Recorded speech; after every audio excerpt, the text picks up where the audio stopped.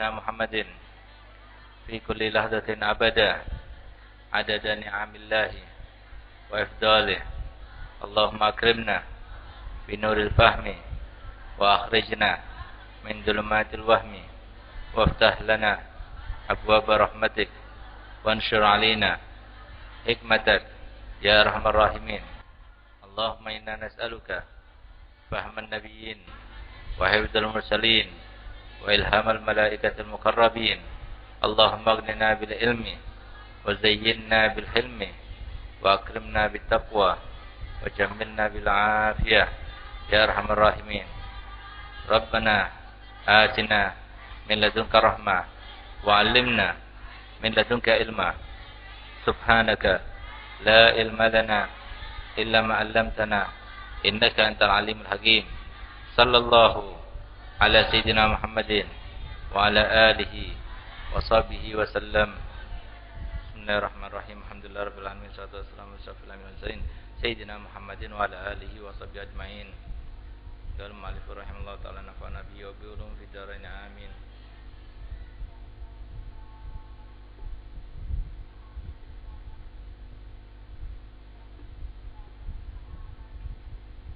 Bismillahirrahmanirrahim. Inna ja'alna fi anakihim a'naqan. Inna ja'alna fi anakihim aghlalan.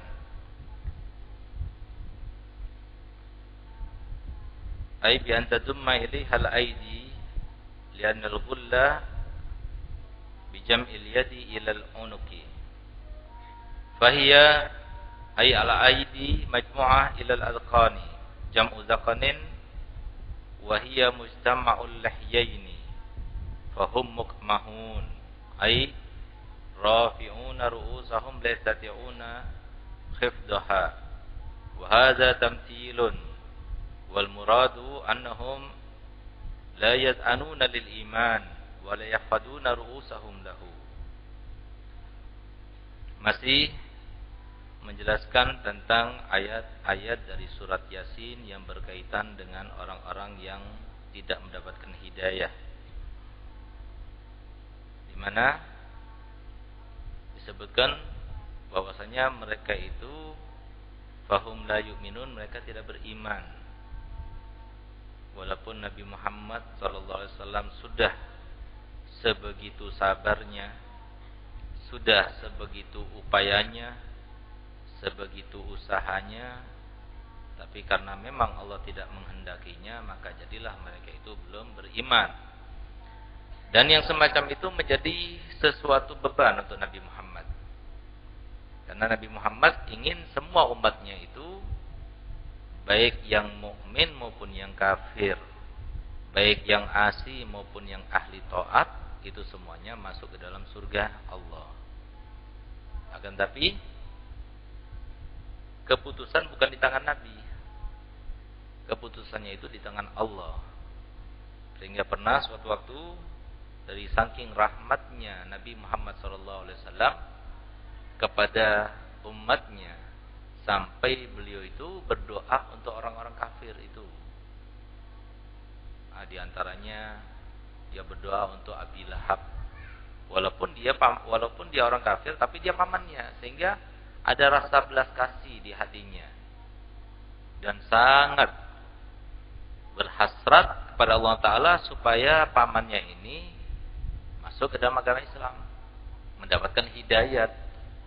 Tapi kemudian Nabi Muhammad SAW justru ditegurnya oleh Allah Ta'ala dalam Al-Quran, di dalam ayat yang berbunyi innaka la tahdi man ahbabta walakinallaha yahdi may yasha.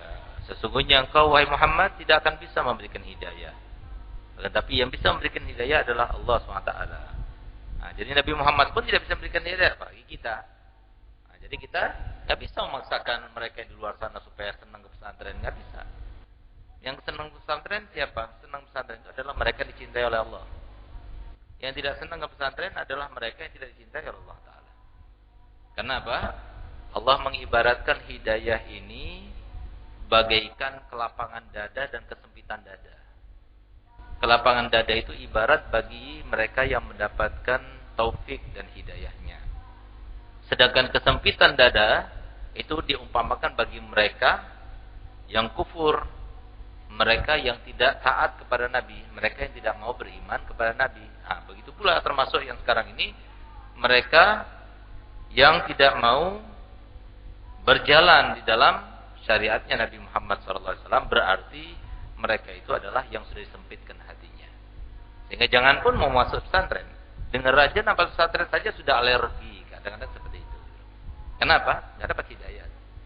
Nah, makanya kita itu harus bersyukur, walaupun kalian itu sebagai santriwati pesantren kilat, namanya pesantren kilat kan cuma sebentar, kilat. Nah, tapi semoga kalian termasuk yang dikehendaki oleh Allah Ta'ala untuk menjadi ahli pesantren, untuk menjadi santriwati yang senang dengan ilmunya Nabi Muhammad SAW sampai akhir hayat nanti. Karena umurnya santriwati itu berapa sih? Gak ada umurnya. Karena Nabi SAW bersabda, ta'allamu minal mahdi ilal lahdi. Belajarlah kalian dari mulai berada di dalam pangkuan ibu sampai kalian berada di liang lahat, liang kubur atau lahat kubur. Nah, jadi di sini nggak ada umurnya. Jadi masuk pesantren itu paling tua itu adalah umur 18, umur 20, umur 25, nggak ada batasnya. Kalau itu berkaitan dengan ilmunya Nabi Muhammad SAW. Kalau seluruh umurnya digunakan untuk menggali dan mencari ilmunya Nabi Muhammad SAW, maka tidak dikatakan sebagai seseorang yang membuang-buang waktunya. Tidak dikatakan sebagai orang yang meletakkan waktunya di peletakan yang salah, tidak. Kenapa? Tambah banyak kita menimba ilmunya Nabi Muhammad, tambah banyak kita berarti mempersiapkan diri kita untuk menjadi orang-orang yang bahagia. Kenapa? Ilmunya Nabi Muhammad itu benteng. Jadi sama seperti sebuah sebuah konsep, sebuah aturan. Sama seperti kalau kamu diberikan resep oleh dokter, dibawakan ke apotik. Ketika dibawa ke apotik ditanyakan, ini obat apa? Kapan minumnya? Dosisnya berapa kali sehari, ya kan? Nanti sebutkan, ditulis 2 kali sehari, yang ini dan sebagainya. Kalau ini sudah selesai berhenti, udah berhenti, tidak usah minum lagi, dan sebagainya. Kalau ini teruskan, walaupun sudah sembuh teruskan, karena ini adalah antibiotik misalnya, ya kan? Itu disebutkan, dijelaskan. Begitu sudah dijelaskan, langsung yang namanya obat itu begitu perhatiannya manusia. Sampai kalau lupa itu galau pikirannya, ya kan? Sampai seakan-akan wah bakal sakit lagi nih, bakal sakit lagi, padahal bukan obat yang menyembuhkan. Tapi memang dasar orang itu jauh daripada ketentuan yang sesungguhnya, sehingga dia itu merasa khawatir terhadap sesuatu yang tanggung. Nah, tapi tatkala seorang sekarang ini berada di luar sana di jalan, berkumpul dengan tetangga, berkumpul dengan relasi, berkumpul dengan kawan, berkumpul dengan suami dan sebagainya, kenapa mereka nggak belajar dulu? Padahal kalau mereka nggak belajar, sama halnya kan seperti orang yang minum pil tanpa aturan. Ayo coba, kalau semua kamu ke dokter, habis dokter kasih resep, belikan obat, kasih obat untuk berapa? Seminggu. Ngapain kita minum seminggu? Biar cepat sembuh, sekalian aja minum sekalian. Gimana? Biar cepat sembuh gitu loh. Hah? Akhirnya akan overdosis. Nah, akibatnya meninggal. Gitu. Akhirnya dibawa ke kuburan. Nah, yang semacam ini kenapa nggak diperhatikan? Harusnya mereka, daripada mereka itu sampai binasa di akhirat, lebih baik binasa di dunia. Kalau sakit badan, kasih obat, minum saja obatnya itu, biar mampus, biar mati loh, gitu. Ya kan? Nah, mati di dunia selesai sudah. Tapi kalau mati hati, seperti banyak orang sekarang ini, suruh tadarusan susah banget, suruh hadir maulid susah banget, suruh hadir majelis susah banget. Tapi giliran di depan televisi, yang sudah jelas-jelas televisi ini bakal ngerusak keimanan dan ketakwaan, asyiknya luar biasa. Sampai lupa waktu, lupa perintah orang tua, lupa perintah suami, lupa kewajiban dan sebagainya. Bahkan terkadang karena saking takutnya dia ketinggalan acara-acara sinetron yang dia ikuti itu sampai kalau kebetulan berbenturan dengan waktu sholat itu dikeraskan suaranya supaya nggak ketinggalan. Sampai dalam sholat pun dia berdoa, ya Allah semoga dia itu dapat hajatnya, semoga dia selamat. Orang sudah selesai kok. Udah ada sutradaranya sampai selesai, kok didoakan. Dan herannya yang semacam itu banyak di antara kaum muslimin yang berkata, saya tidak terpengaruh dengan sinetron. Bagaimana dia mengatakan tidak berpengaruh dengan sinetron? Padahal pakar pendidikan itu telah mengatakan melalui sebuah analisa, melalui sebuah penelitian, bahwasanya yang namanya pengetahuan manusia itu didapatkan melalui mata itu 75%. 16% dari pendengaran dan selebihnya dari anggota-anggota yang lainnya. Bayangkan, kalau seumpama seseorang itu setiap hari melihat televisi, lalu kemudian dia mengatakan bahwa televisi itu tidak berpengaruh, bagaimana? Jadi dikatakan tidak berpengaruh. Buktinya gampang saja, begini. Banyak seseorang ketika melihat film India nanti ketawa sendiri, ya kan? Ada yang lucu ketawa sendiri, ada yang sedih nangis sendiri, ya kan? Nah, kalau ditanya, loh kenapa nangis? Sedih. Kenapa kamu ketawa? Ya lucu. Loh, kok bisanya dia itu mengatakan enggak, saya enggak berpengaruh. Saya ini kan orang profesional. Saya seorang intelektual. Nah, kok bisa-bisanya dia mengatakan begitu? Orang dia itu nangis. Ngapain nangis? Kamu dibohongi sama orang pembohong itu. Artis itu kan pembohong. Pembohongnya orang siapa? Artis. Coba lihat dia berpura-pura nangis, berpura-pura berantem, kamu dibohong-bohongi mau. Heran. Jadi yang semacam itu dibohong-bohongi terlihat asik gitu. Ngapain? Lebih baik cari yang nyata, cari yang real. Kamu lihat di televisi itu acara flora dan fauna itu kan saudara kamu itu. Nah, lebih baik nyata daripada kamu dibohongi. Mau nggak kamu dibohongi? Itu abangmu datang. Begitu sampai ke gerbang katanya bukan abahnya. Kecelik, dibilang gitu. Marah nggak? Marah nggak? Marah. Loh kok nggak marah waktu di depan televisi itu? Bohong semuanya sampai sedih, sampai nangis. Orang bohongan kok. Air matanya lihat bohongan. Nangis tapi ya Allah. Sekali tahajud nggak pernah nangis. Nah, dengar kisahnya Nabi Muhammad nggak pernah nangis. Dengar kisahnya mereka itu nangis. Nah, itu kan luar biasa. Nah, paham? Nah, jadi kenapa nggak dapat hidayat? Nah, sehingga apa? Allah Ta'ala menggambarkan di dalam Al-Quran, afaman syarallahu sadrahu. Terus kan? Lil Islami. Terus.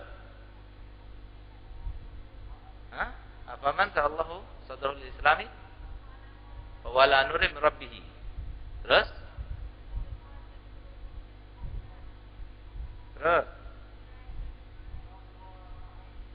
Jadi diumpamakan katanya, orang kalau dapat taufik daripada dan hidayah daripada Allah Ta'ala itu lapang dada.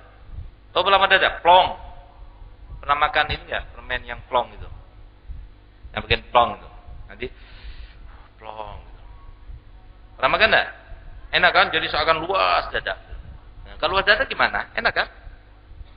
Nah, jadi mau ngapain saja bisa, mau ini bisa, mau diajak ini bisa. Kenapa lapang dada? Nah, tapi ketika dia itu sempit dadanya, diumpamakan Nabi SAW orang yang nggak dapat hidayah itu sama seperti orang yang berangkat ke atas sana tanpa menggunakan pelindung daripada atmosfer yang ada di luar sana itu. Kan nggak cocok. Ketika kita itu melewati berapa kilo di atas sana, maka udara yang ada di sana itu nggak sama seperti udara di sini. Kalau nggak pakai pelindung, kita akan mati, nggak bisa nafas. Nah, sehingga apa? Ka'annama yas'adu fis sama, seakan-akan dia itu naik ke atas langit, tambah ke atas tambah sempit, tambah sempit. Nah, ini mereka di luar sana itu. Tapi jangan sampai kita itu merendahkan mereka, karena belum tentu mereka itu termasuk yang tidak selamat. Justru kita bisa jadi yang seperti ini, kita nggak selamat. Jadi jangan pernah kita itu menganggap orang lain itu pasti kafir, pasti maksiat, pasti enggak. Kita harus husnudzon. Kenapa husnudzon itu adalah yang terbaik daripada sifat seorang hamba. Orang yang husnudzon pasti dia akan beruntung. Baik husnudzon dengan manusia maupun husnudzon kepada Allah. Kemudian katanya, tafri'un ala ma qabla wa syara bidzalika anal iman wal kufur bi takdirillah. Memang yang namanya keimanan dan kekufuran itu dengan takdirnya Allah, tapi jangan salahkan takdirnya. Nah, karena apa? Banyak orang yang salah memahami takdir yang berkaitan dengan perilaku dan keyakinan kita. Paham? Nah, begini loh. Kita setelah ini usai, maka kita akan ada beberapa pilihan. Bahkan berpuluh-puluh pilihan. Bahkan beratus-ratus pilihan tergantung kepada kita yang mempunyai inspirasi atau sumber daripada inspirasinya itu. Setelah ini selesai, kita mau kemana? Langsung tidur bisa, langsung ke kamar mandi bisa, langsung majelasan bisa, atau tadarusan di sini bisa, sholawatan bisa, baca yasin bisa, ngapain aja bisa kan? Berarti kan kita punya pilihan. Siapa yang milih? Nah, kita yang milih. Karena pilihan itu di tangan kita, karena itulah Allah Ta'ala menyalahkan kita. Itu loh takdir. Jadi jangan, bagaimana kamu katakan bahwasanya kamu itu ditakdirkan dalam keadaan bermaksiat atau dalam keadaan beriman atau dalam keadaan bertaat kalau kamu itu tidak pernah memilihnya? Karena apa? Kalau kita menyalahkan takdir, kita menyalahkan takdir misalnya. Kenapa kamu bermaksiat? Ya, sudah takdir. Kamu mengetahui kamu itu ditakdirkan maksiat itu setelah terjadinya maksiat atau sebelumnya? Setelah. Kalau setelah, bagaimana kamu itu katakan bahwasanya kamu itu menyalahkan takdir? Orang kamu itu tahunya itu setelah pekerjaan itu selesai terlaksana. Kalau seumpama kamu tahu sebelum terlaksananya pekerjaan itu, lalu kamu salahkan takdir, wajar. Ngerti nggak? Wajar. Karena apa? Kamu tahu. Berarti apa? Kamu sengaja. Seperti ini nggak? Ustaz jalan di sini. Kalian tahu Ustaz bakal jalan di sini. Kalian kasih jebakan. Paham? Sehingga begitu Ustaz jalan langsung ditarik, Ustaz tersungkur jatuh. Paham? Tersungkur jatuh. Nah, Ustaz mau marah sama siapa? Yang bikin jebakan. Kenapa? Sebelum Ustaz jalan kalian sudah siapkan. Berarti apa? Dengan pilihan kalian. Dengan pilihan kalian. Lain halnya kalau seumpama kalian makan pisang. Kalian makan pisang. Sudah itu dilempar pisang, kulit pisangnya itu. Ustaz melihat ada kulit pisang. Mau diinjak apa enggak ya? Mau diinjak apa enggak? Kalau diinjak bisa jadi jatuh, bisa jadi enggak? Bisa jadi jatuh karena kepleset, bisa jadi enggak karena Ustaz olahraga terus, bisa jadi enggak terpengaruh. Coba-coba pengen tahu gimana sih kekuatannya. Cobalah Ustaz nginjak ke pisang, katanya terpleset beneran, jatuh tersungkur. Misalnya, siapa yang salahkan? Salah sendiri. Itu perumpamannya. Loh, kenapa kamu milih ini? Bagaimana kamu itu? Sekarang kamu mau keluar. Sekarang habis ini selesai, kamu mau ngapain? Semua pilihan dari tangan kamu. Bukan di tangan Allah, bukan di tangan Allah. Allah yang mentakdirkan, tapi pilihan di kamu. Oleh karena dalam hal ini kamu itu mukhayyar la musayyar. Kamu itu bukan didikte, kamu itu memilih. Nah, coba ketika kamu itu kebelet. Ya, ketika kamu kebelet. Tahu kebelet enggak? Nah, lihat dulu kebelet apa gitu. Karena kebelet itu macam-macam, sebagaimana Nabi sallallahu alaihi wasallam mengatakan gila itu macam-macam. Gila itu al-junun funun, kata Nabi sallallahu alaihi wasallam. Gila itu macam-macam, ada gila harta, ada gila wanita, ada gila jabatan, ada gila hormat, ada gila dan lain sebagainya. Nah, begitu pula ngebet juga banyak macamnya. Ada kebelet apa? Kebelet kawin. Ada kebelet kentut. Ada kebelet makan. Ada kebelet minum. Ada kebelet belajar. Ada kebelet baca yasin. Ada kebelet sholat, ya kan? Ah, macam-macam. Nah, kebeletnya sekarang kamu kebelet, maaf, ngising misalnya. Nah, coba kamu kebelet, enggak mau kamar mandi di sini aja. Sudah tahu kebelet, enggak mau kamar mandi. Yang bikin kebelet siapa? Kan Allah, ya salah sendiri Allah. Biarkan aku di sini gitu. Nah, gitu. Gitu dah. Memang Allah yang mentakdirkan kamu itu buang air. Tapi yang memilih kamu dibuang air itu di mana itu siapa? Ya kamu. Enggak, anak enggak mau karena Allah yang takdirkan, biarkan itu tanggung jawabnya Allah, biarin deh, biarin gitu. Ya nggak bisa seperti itu. Jadi takdir itu nggak usah dipikirkan, nggak usah dibahas.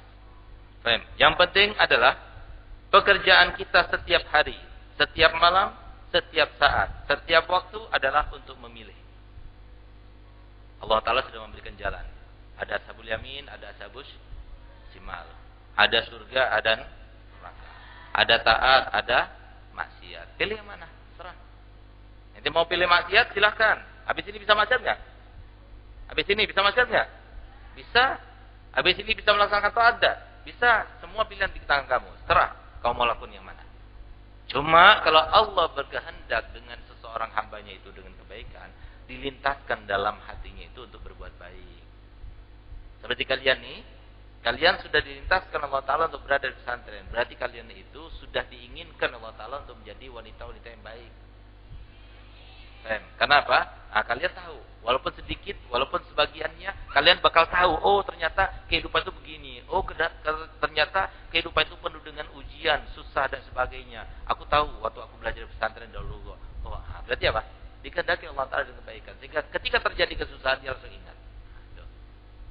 Maka beruntunglah mereka yang selalu ingat dan tahu bagaimana cara keluar daripada solusinya itu bagaimana. Di mana itu kita dapatkan? Bukan di universitas, bukan di pendidikan formal, tapi itu didapatkan di dalam pendidikan agama yang di sana itu diajarkan ilmunya Nabi Muhammad sallallahu alaihi wasallam. Nah itu, fahum la yu'minun, mereka tidak beriman.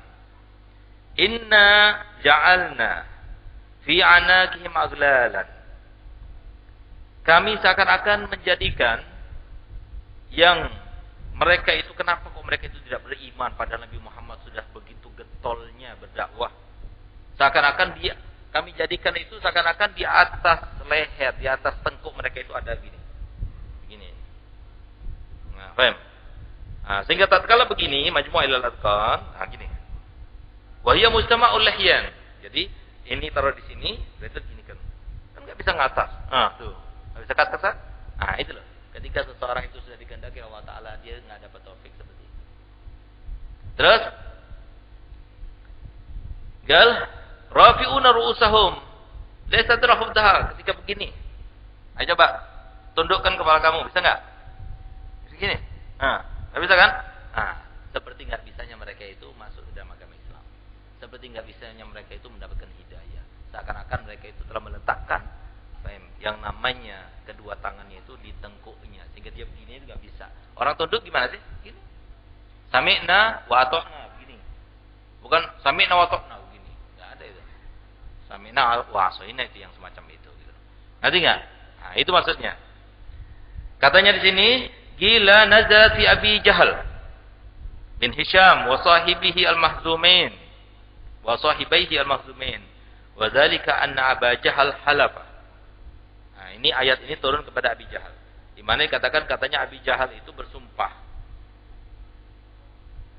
Apa sumpahnya? La in ra'a Muhammadan yusalli la yardakhanna ra'sahu bihajar. Kapan aku melihat Muhammad sedang salat, aku akan hancurkan kepalanya dengan batu besar. Itu katanya. Falamma ra'ahu zahaba. Ketika dia melihat Nabi Muhammad sedang berjalan menuju Ka'bah untuk melaksanakan salat, farafa hajaran, yang mengangkat batu untuk melempar kepalanya Nabi Muhammad. Yarmiyahu, untuk melempar kepada kepala Nabi Muhammad. Falamma auma ilaihi, ketika dia itu sudah akan memberikan isyarat kepadanya, roja'at yadahu ila unikihi, langsung dia itu ketika dia angkat tangan gini, mengangkat batu, Nabi Muhammad melihat. Nabi Muhammad lihat tangan dia. Jadi seakan-akan dia enggak mau lakukan apa-apa gitu. Karena kalau tahu dia itu mengangkat batu, akhirnya Nabi Muhammad enggak jadi sholat deh. Itu maksudnya. Biar dia sholat dulu. Kalau udah sholat kan, aku tinggal lempar. Gal waltasaqal hajaru biyadihi, kemudian batunya itu dipegang di tangannya. Falamma 'ada ila ashabihi ahbarahum bima ra'a. Ketika dia itu kembali kepada teman-temannya Abi Jahal, maka diberitahukan kepada mereka apa yang dilihatnya. Faqala ar-rajulu tsani wa huwa al-Walid bin Mughirah. Berkata orang kedua, yaitu Walid bin Mughirah, ana arda rasau, kamu mendasar penakut. Biarkan aku yang akan menghancurkan kepalanya, katanya. Fatahu wa yusalli ala halatihi liyarmiyahu bil hajar. Maka dia datang ketika Nabi Muhammad sedang sholat, kemudian diangkat batunya untuk melemparnya, subhanallah, fa'amallahu basarah. Langsung mata itu menjadi buta. Walid bin Mughirah itu langsung jadi buta. Faja'ala yasma'u sautahu wa la yarahu. Dia mendengar suara Nabi Muhammad, Allahu Akbar, tapi enggak lihat. Di mana Nabi Muhammad enggak lihat, posisinya di mana dia enggak lihat. Faraja'a ila sabhi falam yarahum hatta naduhu. Akhirnya dia kembali ke teman-temannya. Tapi ketika kembali ke temannya dia enggak lihat, mana temannya enggak lihat. Sampai temannya mengatakan, "Sini, kami di sini." Karena matanya buta. Faqala Salis, "Wallahi la ashaddi khanna ra'sah." Kemudian yang ketiga, dia mengatakan, "Oh, kalau kamu berdua enggak bisa, biarkan aku yang bisa. Aku akan yang hancurkan kepalanya itu." Summa akhazal hajar wa antalaqa, kemudian diambil batu, dia pergi kepada Nabi Muhammad. Faraja'al kahgariyu yanqusu ala aqibaihi. Kemudian dia itu mundur, jalan mundur itu namanya raja'al kahgari. Jalan mundur. Yanqusu ala aqibaihi hatta khara ala qafahu mausyan alaihi, sampai dia terpelanting dan pingsan akhirnya. Bayangkan, dia maju untuk melempar batu kepada Nabi Muhammad, tapi begitu melihat sesuatu dia mundur sampai terpelanting dan pingsan akhirnya. Terus, faqilalu ma sya'nak? Kenapa katanya berani? Kamu kok malah mundur? Malah kamu sampai pingsan? Qala sya'ni adim, yang aku ketahui sangatlah agung katanya. Apa itu? Ra'aitu rajula, aku melihat Muhammad ketika salat. Falamma danautu minhu, ketika aku mendekat kepadanya, fa iza fahlun yahturu bi zambaihi. Tiba-tiba aku melihat seekor unta yang besar, unta jantan. Unta yang besar. Nah, kemudian fahlan a'dhama minhu hala baini wa bainahu. Aku melihat tiba-tiba unta itu mencegahku daripada Muhammad. Wallat wal Izza, dia bersumpah dengan Tuhannya namanya Lat wal Uzza. Lau danautu minhu la akalani, kalau semua aku berusaha mendekat pasti dia akan memakanku. Dari sangat besarnya untanya itu. Faham? Kemudian fa anzalallahu ta'ala tilkal ayat, kemudian turunlah ayat itu. Wa fiha isyaratun, maka dalam ayat itu adalah sebuah petunjuk ila ma yahsullu lahum fi jahannam, kepada apa yang akan terjadi kepada mereka orang-orang kafir itu nanti di jahannam, minas salasil, daripada kerangkeng-kerangkeng, wal aghlal, begitu pula wa ama absarihim, begitu pula matanya mereka juga akan dalam keadaan buta, sehingga kesana api dia tidak melihat kalau itu adalah api. Wa fiha aidan isti'aratun tamtsiliyah. Nah, di dalam ayat itu juga ada sebuah isti'arah tamtsiliyah, salah satu daripada jenis ilmu balaghah. Haitsu syabbaha lahum fi imtina'ihim minal huda wal iman. Di mana mengumpamakan keadaan mereka di dalam mencegahnya mereka atau terjegahnya mereka daripada petunjuk dan keimanan. Yuhalu man ghallat yadu fi unuqihi wa ama basari. Sama halnya seperti orang yang terikat. Paham? Nah, sehingga dia tidak bisa nunduk. Atau seorang yang buta, tidak bisa sampai kepada tujuannya. Bijami'in, di dalam titik temu antara keduanya itu, anna kullan mamnu'un minal wusulil maksud, karena dua-duanya orang yang buta matanya sama orang yang enggak dapat hidayat itu tidak akan sampai kepada tujuannya. Fatuhsalu annal ayata dalla 'alal umuri thalatha. Maka kesimpulannya, walhasil, bahwasanya ayat itu menunjukkan kepada perkara 3 sekaligus. Apa itu? Sebab nuzulnya seperti itu. Wa ma yasulu lahum fil akhirah, dan apa yang akan terjadi pada mereka nanti kelak di akhirat.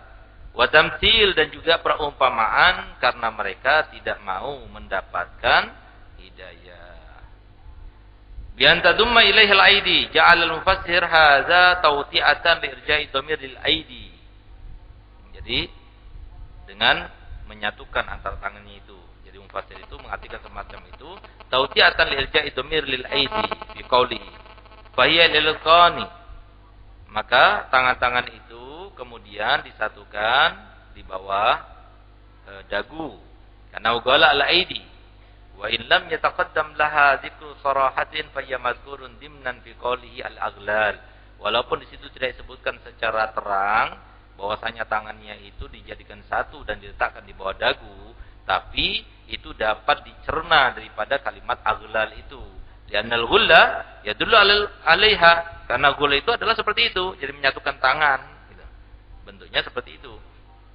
Majmu'atun gaddarahu isyaratun ila anna qawlahu ila al-adqani. Faham? Wa hadza tamthilun.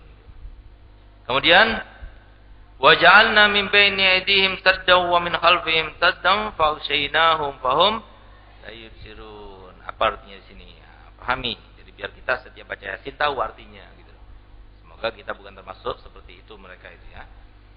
Gal waj'alna, dan kami jadikan min baini aydihim, di depan mereka ada saddan, benteng gitu. Wa min khalfihim saddan, dan di belakang mereka juga ada sebuah benteng. Jadi nggak bisa maju, nggak bisa mundur, juga nggak bisa. Kemudian fa'usyainahu fahum la yubsirun. Tamtsil ini juga contoh. Fa'usyainahum ai bil ghainil mu'jamah. Jadi bil ghain. Jadi dulu kenapa kok dikatakan di dalam tafsir itu bil ghain al mu'jamah? Ghain itu adalah ada titiknya di atasnya, mu'jamah ghairu musyaddadah gitu. Faham figuratil amma. Kenapa gitu? Nah, karena dulu itu enggak ada harokat. Al-Qur'an itu artinya enggak ada harokat, enggak ada titik-titiknya, itu enggak ada. Sehingga bisa kita bayangkan kalau seumpama Al-Qur'an seperti dulu, maka pasti kalian enggak bisa baca gitu. Karena kalian enggak ngerti nahwu. Nah, gitu. Nah, tapi alhamdulillah Al-Qur'an sudah ada titik-titiknya. Dulu itu cuma tafsirnya itu mu'jamah gitu loh. Musyaddadah, enggak ada tasdidnya, enggak ada. Titik itu di bawah apa di atas enggak ada. Karena apa? Seperti bahasa Cina itu loh. Nah, bahasa Cina masa ada titik-titiknya. Nah, cuma itu mudah gitu loh, dibacanya mudah. Tapi kok bahasa Arab itu nun saja kalau titiknya taruh di bawah bukan nun lagi bunyinya apa? Ba. Nah, paham? Jadi abati jadi anati. Nah, kan bingung jadinya gitu kan. Paham? Atau taknya itu diganti di bawah abi gitu. Nah, paham? Nah, jadi dulu itu seperti itu. Tapi kemudian di zamannya Hajjaj bin Yusuf yang suka bunuh orang itu, orang fasik tapi suka yang suka bunuh sahabat Nabi, berapa tabi'in dibunuh, ulama dibunuh, tapi di sisi yang lain dia itu yang memberikan harokat. Nah, sehingga apa? Setiap ada orang baca Quran dia dapat pahalanya. Nah, mungkin dengan itu ya dia bisa diampuni dosa-dosanya gitu. Nah, tapi dosanya terlalu besar. Sahabat Nabi yang dibunuh, bayangkan. Tapi ini juga besar pahalanya, kita nggak tahu. Nah, itu bukan urusan kita. Kenapa? Urusan orang itu harus masuk neraka atau masuk surga itu bukan urusan kita gitu. Jadi jangan sampai kita katakan banyak ketika terjadi tsunami itu kan mereka itu meninggal dalam keadaan syahid. Kenapa? Karena tenggelam. Karena air bah. Karena meninggal dalam keadaan mendadak, ya kan? Tapi mereka masa iya sih? Yang lagi berzina gimana? Yang lagi di diskotik gimana? Yang lagi transaksi riba gimana gitu. Nah, jadi yang semacam itu nggak usah dipertanyakan lagi. Itu kamu tanya semacam itu karena kamu itu berdasarkan kepada dasar muamalahnya manusia. Tapi kalau kita kembalikan kepada dasar muamalahnya Allah, nggak ada yang semacam itu, nggak dilihatnya lagi oleh Allah Taala. Meninggalnya dalam keadaan seperti itu saja, mengenaskan dan sebagainya, itu sudah cukup bagi Allah Taala untuk merahmatinya. Sehingga pantas jika Allah Taala menyebabkan menjadikan mereka itu meninggal dalam keadaan syahid, nanti masuk surga dengan tanpa hisab gitu. Asalkan dia dalam keadaan beriman pada waktu itu. Nah, oleh karena yang penting ini sekarang adalah bagaimana caranya supaya keimanan kita itu tetap terjaga sampai kita meninggal. Enggak berkurang. Kenapa? Keimanan itu berkurang dan bertambah, sama seperti rasa lapar. Kalau kita makan kenyang. Kalau kita nggak makan, lapar lagi. Paham? Kita sekarang kenyang kan? Nanti sahur, lapar lagi. Ya kan? Makanya kamu harus makan lagi. Nah, nanti jam 10 siang, lapar lagi. Apalagi jam 2 siang. Ya kan? Makanya kan disebutkan bahwasanya orang itu sekarang ketika buka puasa atau ketika berpuasa itu makan kurma itu cuma keinginan ya, keinginan, atau yang makan kurma itu cuma dari kaum muslimin itu keinginan untuk makan kurma itu cuma 0,48%. Di bawah 0. Jadi di bawah 1, 0,48%. Yang ingin makan es-esan 54%. Yang dingin-dingin tuh, nah, karena apa? Sudah dicanang-canangkan. Ya, bukan 54%, 45%. 45%, ya kan? Tapi subhanallah, yang pengen makan siang itu 60%. Nah, jadi seperti itu. Jadi kenapa kok bisa lapar? Ya, itu iman. Kenapa kok ada lapar? Supaya kamu tahu iman itu seperti itu juga. Al-imanu yazidu wa yanqusu. Sama, perut itu juga kadang-kadang lapar, kadang kenyang. Lapar dengan apa? Kalau nggak makan lama. Kenyang dengan apa? Kalau sudah makan, kenyang. Baik. Jadi perumpamaan yang paling gampang dan mudah dicerna, iman itu bertambah dan berkurang, itu sama seperti lapar itu. Perut kita itu. Baik. Jadi iman bertambah apa? Kalau kita hadir semacam ini, bertambah imannya. Sehingga nanti kalian ini pulang ke rumah dalam keadaan orang tua kalian merasa heran. Kok lain daripada dulu? Baik. Pasti. Kenapa? Bukan karena pondoknya. Bukan karena pengajarnya, bukan karena ajarannya, tidak, tapi karena rahasianya ilmunya Nabi Muhammad SAW. Jadi ilmu Nabi Muhammad SAW itu sakti mandraguna. Ya. Kenapa? Kalau ilmu Nabi Muhammad sudah ada di dalam hati, kita akan dimuliakan orang dan selamat, aman, sejahtera, sentosa. Kenapa? Kita ingin ngerumpi, jangan kata Nabi Muhammad, jangan ngerumpi, itu dosa. Ya kan? Kemudian kita mau chattingan, jangan, ini nggak boleh. Itu mendekat kepada sesuatu yang dilarang. Nanti akhirnya dia kepincut sama kita, susah deh kita dan sebagainya. Jadi kembali ke situ, ada remnya, ada bentengnya. Selamat dia. Kalau enggak, perempuan kan mudah sekali diperangkapnya, itu mudah sekali. Paham? Jadi ketahuilah bahwasanya rahasianya laki-laki ini sebukanya. Nah, jadi perempuan itu bakal takluk dengan 3 hal. Perhatian, rayuan, dan hadiah. Siapa sih yang enggak merasa merasa tergila-gila dengan perhatian, enggak senang dengan perhatian? Enggak ada orang enggak senang perhatian. Yang gue perhatikan. Nah, makanya orang itu, perempuan itu harusnya kayak laki-laki. Ketika mendapat sesuatu itu jangan langsung dicerna, dimakan mentah-mentah begitu. Lihat dulu apa maksudnya. Nah, kalau ditanya misalnya, ustadznya tanya misalnya, kamu sakit ya? Kok diam saja? Oh, Ustaz itu perhatian ya, Masya Allah. Gitu. Ya jangan diartikan seperti itu, gitu lah. Paham? Nah, lihat dulu perhatiannya itu bagaimana bentuknya. Gitu. Walaupun senang kita perhatikan, tapi kita harus larikan ke tempatnya masing-masing. Gitu. Nanti nggak? Nah, itu perempuan itu begitu. Makanya kan banyak yang menjadi sasaran bully maupun yang lainnya itu, mereka itu dijadikan sasaran kejahatan itu kebanyakan bukan laki-laki tapi perempuan. Coba kalian keluar malam-malam jam 12 malam, pasti yang di pondok gelisah, pasti yang di rumah juga gelisah, pasti suami gelisah. Nah, coba anak laki yang keluar, siapa mau gelisah? Mau jam berapa saja keluar biasa saja. Gitu. Nah, itu loh. Jadi kalian tuh menjadi sasaran kejahatan, sasaran fitnah, sasaran semuanya. Gitu. Nah, oleh karenanya kalian tuh harus mawas diri. Bagaimana cara menjaganya? Bagaimana cara mensikapinya? Mudah. Dengan apa? Ilmunya Nabi Muhammad SAW. Pada ilmunya Nabi Muhammad, aman. Sakti mandraguna. Gitu. Itu maksudnya sakti mandraguna. Jadi, kapan ilmu sudah terserap masuk dalam sini, kita amalkan, tambah apa, dipoles itu namanya. Tambah tajam, tambah amalkan, tambah tajam. Nanti sampai jadi auranya itu tampak sendiri. Nanti lihat. Coba anak pondok sama orang di yang luar sana kan lain. Ambil anak SMA, suruh duduk sini. Ya. Setelah itu ambil anak santriwati yang seumur sama dia, duduk di sampingnya. Lain.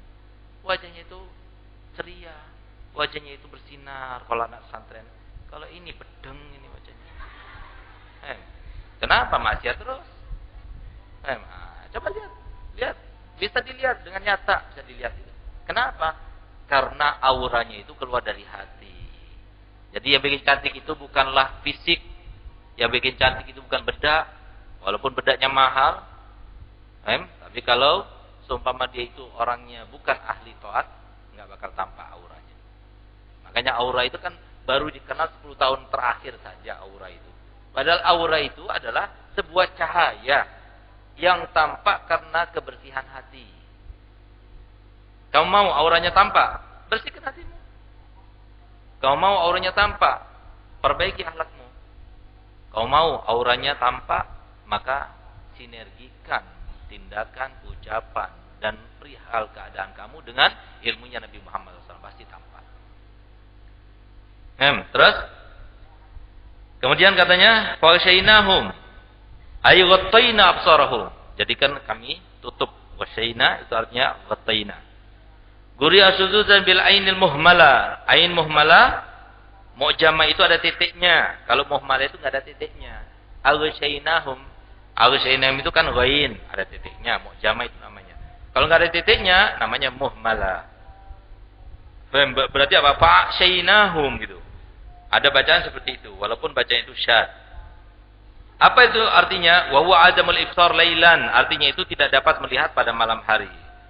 Wal makna adafna absarahum anil huda ka'ainil aksha. Kami jadikan pandangan mereka itu berlipat-lipat dari petunjuk sampai mereka itu tidak melihat seperti mata yang pada malam hari tidak dapat melihat. Tamthil ay isti'arah tamthiliyah haitsu syabbaha lahum fi sadi turuqil iman alaihim wa man'ihim minhu bihalim alaihim bihalin saddat alaihi turuq wa akhadha basarahu bijami'in anna kullan la yahtadi li maqsudihi. Karena orang yang buta matanya tidak akan sampai kepada tujuannya. Begitu pula orang yang tidak mendapatkan hidayah tidak akan mendapatkan petunjuk gitu. Kemudian wasawa'un alaihim a'anzartahum am lam tunzirhum la yu'minun. Nabi Muhammad kan sedih. Nabi Muhammad sangat menginginkan mereka itu ikut petunjuknya, masuk ke dalam agamanya, mau mengamalkan dengan ajarannya. Tapi mereka tidak mau melaksanakannya sehingga dia sedih. Jangan-jangan ini karena aku yang tidak ikhlas, ini karena aku yang tidak piawai, karena aku yang tidak pintar dan sebagainya. Maka Nabi SAW itu dihibur oleh Allah Ta'ala. Apa itu? Kata Nabi SAW, kata Allah Ta'ala, sawa'un alaihim a'anzartahum am lan tunzirhum la yu'minun. Wahai Muhammad, jangan dipikirkan. Baik kamu kasih peringatan mereka atau tidak kasih peringatan, mereka itu tidak akan beriman. Kenapa? Sudah dicap oleh Allah Ta'ala mereka itu tidak akan beriman. Nah, makanya di sini cara-cara dakwah itu adalah ketika kita itu melihat sasaran dakwah kita, kita jangan pernah kita merasa yakin bahwa mereka itu akan ikut dengan ajaran kita. Begitu pula jangan kita merasa yakin bahwa mereka tidak akan ikut pada ajaran kita. Nggak bisa. Coba dulu. Kenapa? Karena pekerjaan Nabi, pekerjaan Rasul, pekerjaan para ulama itu adalah wama alaina illal balagh. Kami tidak punya pekerjaan kecuali menyampaikan. Terserah ada yang mau tidur, ada yang mau ngantuk, terserah. Yang penting anak ngajar. Yang penting anak sampaikan. Yang tidur rugi sendiri. Tapi yang bangun beruntung dia. Nah, kenapa? Yang diajarkan bukan ilmunya Ustaz. Yang diajarkan bukan ilmu Ustaz, tapi yang diajarkan itu yang keluar itu adalah ilmunya Nabi Muhammad SAW. Sehingga dikatakan di dalam sebuah kaidah, fatakal ghanaim ya naim. Telah kamu kehilangan banyak hal, banyak keuntungan, wahai orang yang tidur. Apalagi orang yang tidur di majelis taklim itu biasanya salah satu daripada 3. Kalau enggak munafik, ada tanda-tanda nifak. Nauzubillah, jangan sampai ada tanda-tanda nifak. Yang kedua, kurang vitamin. Sehingga ngantuan terus. Nah, jadi kurang vitaminnya, jadi makannya cuma nasi doang gitu. Sehingga apa? Ngantuan. Nah, Ustaz ini alhamdulillah, walaupun Ustaz dulunya itu waktu Ustaz mondok itu nakal memang, tapi Ustaz nggak pernah ngantuk di kelas, berat. Sampai sekarang Ustaz ambil S3 kuliah di UIN Malang, itu teman-temannya Ustaz tuh 10-11 orang itu semuanya tidur gantian. Bayangkan kalau sudah hari Selasa akhir bulan itu Ustaz belajar kepada Profesor Dr. Hidayat, satu-satunya profesor bahasa Arab di Indonesia. Itu karena dia nggak bisa ngajar per minggu, jadi ngajarnya di hari Selasa akhir bulan. Ngajarnya itu dari jam 9 pagi sampai jam 9 malam. Nah, kenapa? Kuliah kalau sudah S3 itu per perkuliahan, per mata kuliah itu hadirnya itu 2,5 jam. 2,5 jam kali 4 berapa? 10 jam. Dipisah makannya, dipisah istirahatnya, dipisah sholatnya sampai jam 9 malam. Sehingga itu yang namanya orang-orang yang bisa lihat udah gantian, ada yang begini tidurnya macam-macam gitu. Teman-temannya Ustaz nggak bisa. Nggak bisa, padahal Ustaz sudah biasa tidur siang hari. Kenapa? Karena Ustaz nggak tega melihat gurunya gimana capek-capeknya datang dari Jakarta pasti tinggal tidur, kesian banget gitu. Dan Ustaz nggak biasa tidur di kelas, nggak biasa gitu. Karena apa? Takut dibilang munafik, takut dibilang kurang vitamin, takut dibilang yang ketiga. Apa yang ketiga itu? Yang ketiga kurang tidur gitu. Kalau kurang tidur nggak jadi masalah gitu. Karena kebaikan nggak jadi masalah. Tapi kalau kurang tidur karena yang lainnya maka hukumnya itu juga tidak baik juga. Alhamdulillah. Yang penting yang hadir insyaallah dapat barokah semuanya. Cuma lain dong yang hadir dalam keadaan segar, yang hadir dalam keadaan ngantuk, yang hadir dalam keadaan tidur itu beda. Jadi beda. Jadi jangan salahkan nanti, ya kenapa aku tidur ya, nanti dilihat di akhirat. Kamu pahalanya sekian, sekian, yang lainnya sekian, sekian. Kok itu lebih banyak? Ya dia hadir nggak tidur. Kamu hadir tidur. Baru dia nyesali, Allah kenapa aku tidur ya pada waktu itu. Memang setannya itu yang menginginkan. Makanya kan ada setan ketahuan sama orang wali. Setan dalam keadaan telanjang. Setannya telanjang. Ketemu sama orang wali. Si wali ini melihat setannya itu bawa sesuatu. Yang kanan bawa madu. Yang kanan bawa debu tanah. Yang kiri bawa madu. Akhirnya begitu kelihatan sama setan itu, Tan, kamu nggak malu dalam keadaan telanjang begini? Buat apa aku malu? Aku di depan mereka yang biasa aku permainkan mereka kok. Seperti anak kecil main bola itu, tendang sana, tendang sini. Buat apa aku malu sama mereka? Mereka itu budakku di bawahku. Katanya setan itu. Terus apa yang kau bawa? Yang aku bawa ini, yang kanan itu debu, yang kiri madu. Untuk apa itu? Yang debu ini aku bawa ke majelis taklim. Aku masukkan ke mata-mata mereka sehingga mereka kelilipan mengantuk gitu. Sedangkan yang kiri itu madu, aku bawa ke tempat-tempat maksiat, tempat-tempat yang melalaikan, depan televisi aku berikan minum. Jadi di dalam mulutnya mereka sehingga merasa senang sampai lihat aku cepet banget. Tapi kalau di sini lihat juga jam, tapi lama banget ya kapan selesainya gitu. Itu makanya kan tanda orang mukmin di tempat-tempat semacam ini dia segar, dia lapang dadanya, dia senang walaupun berapa jam silakan Ustaz, karena siap. Itu tanda orang iman. Tapi kalau dia itu seperti keadaan seekor burung yang ada di dalam sangkar, gelisah. Jadi lihat jam sini nggak cukup, lihat jam sana, lihat jam sini juga. Itu namanya tanda munafik. Gitu. Naudzubillah, semoga tidak ada satu pun di antara kalian. Semoga kita semuanya ditakdirkan Allah Ta'ala untuk menjadi hamba-hambanya yang soleh dan solihah. Kita menjadi sumber inspirasi sesuatu daripada amal-amal yang soleh. Dan semoga kita semuanya termasuk yang dipilihnya untuk menyambung lidah Nabi Muhammad SAW. Dan semoga kita semuanya Allah termasuk yang ditakdirkan Allah Ta'ala untuk mendapatkan kemuliaan di dunia. Yaitu berjumpa dengan Nabi Muhammad SAW di dunia sebelum di akhirat. Yaqdatan wa manaman ala hadiniya kunyatin salihah wa ala manal salih al-fatihah.